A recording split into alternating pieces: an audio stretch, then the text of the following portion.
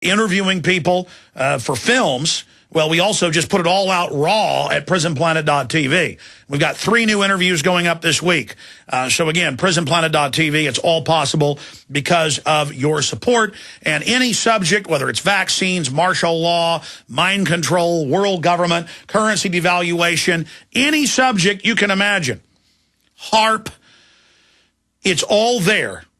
The JFK assassination, the assassination of William S. Patton, it's all there. You name it. Thousands and thousands and thousands of interviews. You can download them, burn them to disk, give them to friends and family. An army of resistance. prisonplanet.tv. And then we have the whole online video bookstore / T-shirt, ball cap, shopping cart at Infowars.com. We're not funded by the Rockefellers, the Rothschilds, the Saxe-Coburg Gothas.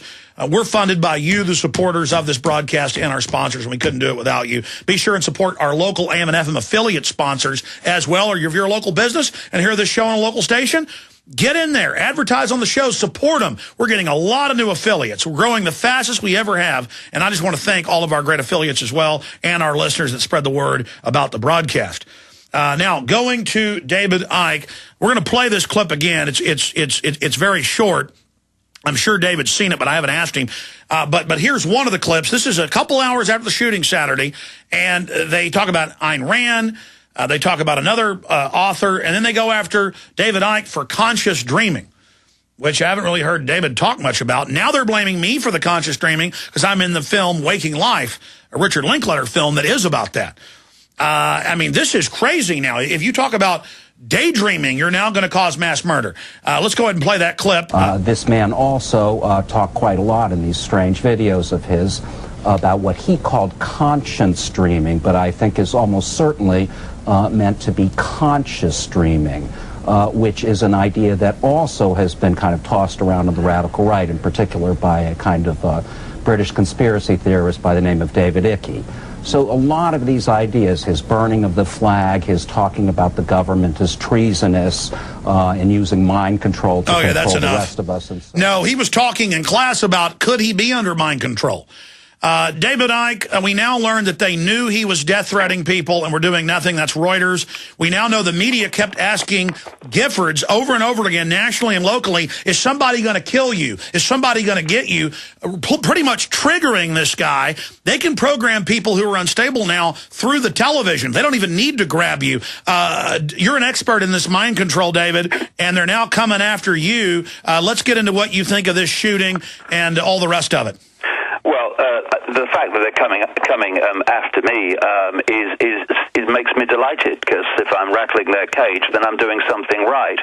The whole scenario is ludicrous, but perfectly predictable, because we've reached a point now where they are so desperate to push this agenda forward as fast as possible before the wake-up that's happening gets to a point where it brings it to an end. That the excuses now are getting more and more ludicrous. They're not even paying lip service to any even fake substance. Someone burns his bum on some small little device on a plane, and suddenly everyone's getting radiated every day in America in full-body scanners, thanks to people like Michael Chertoff, former head of Homeland Security and co-author of the Patriot Act. And now we have this situation where either one of the two, a guy who became mentally ill and mentally deranged from some sort of natural process, or quite possibly, because it's happening on an incredible scale, a manipulated, implanted process, it goes crazy with a gun, and immediately, on cue, just like when 9/11 happened, they were talking about Bin Laden immediately. The next stage of the whole thing unfolds where they're using it, and I have to say, I am so utterly disgusted and repulsed that these people can be so shameless to have no heart, no compassion, no sense of decency, that they can use an horrific event involving the death of a 9-year-old child, among many others, to push their political agenda, to defame and try to discredit those that are uncovering the very cabal that controls them. my stomach. It makes me puke. This is the level of soulless, compassionless lack of empathy that we're dealing with the people that are pushing this agenda now. It is just horrific to see this unfolding. Now, you've written extensively in the last 17, 18 years about Satanism and why we see it at Skull and Bones, Bohemian Grove, why we see it involved with almost every serial killer, especially those that go after children, altars. I called him as a Satanist instantly when I started reading about it Saturday, but on air Sunday. Then Monday morning, yesterday, the Newark Daily News and others had somebody sneak in his backyard. There was a full-bore tent, an altar. The family obviously knew about it. They're described as the Addams family by locals. Now their house is boarded up. I think the whole group needs to be investigated. But over and over again, and you've done deep research on this, there is extreme Satanism, but as you've proven, it's used as a template for mind control. And former FBI L.A. division directors that we've had on this show have gone over that as well. I mean, what's going on with this Satanism? Well, as I've written and talked about extensively, not least recently, the 3 points of the monster, if you like, in terms of this area that we're talking about, are Satanism, mind control and secret societies, and pedophilia. And those all work as one unit. It's not saying every Freemason's a Satanist, every Satanist is a Freemason. Every Freemason's a pedophile, every pedophile is a Satanist. But there is a massive connection between them, not least in the way they use techniques, not only, Alex, to mind control people and get them to act, react, and perceive in the way that they're programmed to, but also, and we've talked about this before, it's about getting people possessed by very malevolent entities. That's what Satanism and satanic ritual and manipulation is overwhelmingly about. It's about putting another malevolent consciousness in control of that person's body, so it reacts and behaves in line with that malevolent entity. It's no accident, mate, that they've been talking about possession for hundreds and thousands of years in every culture, and they're still talking about it today. And if you look at Loeffner, you can't fake that. I mean, he looks like he's demon-possessed. And for those that are atheists or whatever, even if you don't believe this stuff, notice that atheism, in many cases, in his case, then leads to this occult voodoo with a skull and the oranges and the altar. That's what that is, ladies and gentlemen. And what is voodoo? Voodoo is possession by the spirits, and he was there wanting to be possessed, and I've researched voodoo. That's what that ritual is with a skull, by the top hat wearing skull, or the devil. In voodoo, he was asking to be possessed by the devil. That's basic criminology, and the key here is the globalists believe in this. When I infiltrated Bohemian Grove, they asked for the spirits of old Grovers to be there. They asked for the spirit of Moloch to enter them on videotape. I mean, even if you don't believe in spirits, folks, these people do. David Icke.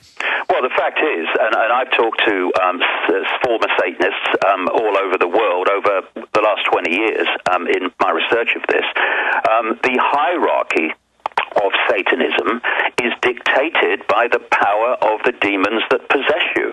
That's why Satanists seeking more and more power and more status within these networks are constantly seeking more and more powerful demonic entities to take them over. That's why some of the most demonically possessed people end up in the positions within the conspiracy, within politics and banking and business and military and all these things, media. And therefore it's no accident that all those operations working as one unit treat the world and control the world with such lack of empathy, lack of decency, lack of soul, lack of compassion, and it's everything is what is best for them, and the consequences for others are irrelevant. But there's another aspect to this which has to be spoken about if we're going to understand the southern poverty Poverty Law Center. It works with a network of organizations like the Anti-Defamation League and Abe Foxman, the Simon Wiesenthal Center, the American Jewish Committee, and others. And it's a network which is designed, and it answers ultimately to the House of Rothschild, designed to target anyone who gets too close to the truth about the conspiracy, to dub them racist, to dub them right-wing, to dub them terrorists, and potentially violent. And this is what's happening now. The Southern Poverty Law Center, I mean, where the hell the poverty comes from, Alex, I don't know. It's got assets of $200 million. Mark Potok, this guy, Botox, whatever his name is, $144,000 a year. The president and CIO, Richard Cohen, $351,000 a year. And on it goes and on it goes. It's a money-making organization, which, like the Defamation League, something like $50 million a year in fundraising. It uses fear and it uses the threat of the far right to get people to fund it to enormous amounts of money and to keep that funding going. And also to do the job its masters put these organizations. And then they train the police. And then they train the police. People and dub anyone getting close to the truth as far right and all the rest of it that has been coming out since this terrible event in Arizona. But, I mean, now they're attacking you, Ayn Rand? I mean, what's so threatening about Ayn Rand? Well, what's threatening about anybody, Alex, is if they're getting close to uncovering the truth. And it is no accident whatsoever that they've turned their attentions to me. These groups had me in their sights back in the 90s when they were trying to get venues to ban me from speaking, and succeeded in places like Canada. But because what they were saying about me and what I say publicly, what I write, what I stand for, are so ludicrously different and opposed, it didn't stick. And this won't stick either. It's desperation. But it's no accident that on New Year's Day, I put out a major expose article across the internet. You can get it on my website. It's called "They Dare Not Speak Its Name, Rothschild Zionism," pointing out that Zionism is not about the benefiting Jewish people. On its play-out level, it's only a political philosophy. But the key point, Alex, is at its core, it is a secret society created by the Rothschilds, controlled by the Rothschilds, and it's there for the benefit not of Jewish people, many of whom incidentally fundamentally oppose Zionism, or Rothschild Zionism as I call it. It's there to serve the Rothschild, Illuminati, Rockefeller, subordinates to the Rothschilds agenda. And therefore, these organizations have seen that, where I show the staggering ratio of Rothschild Zionist agents in government in key positions before, during, and after 9/11, etc. And suddenly that goes out, and bingo, they start turning their attentions on me through the Southern Poverty Law Center. I'm delighted because it means it's having an effect. And if they think they're going to shut me up, well, they can try for the rest of their lives. It ain't going to happen. We have to stand up to these people, and we have to open our eyes to some of the agendas and the people behind them and what's really going on. All these organizations, Alex, the Anti-Defamation League, Southern Poverty Law Center, Simon Wiesenthal Center,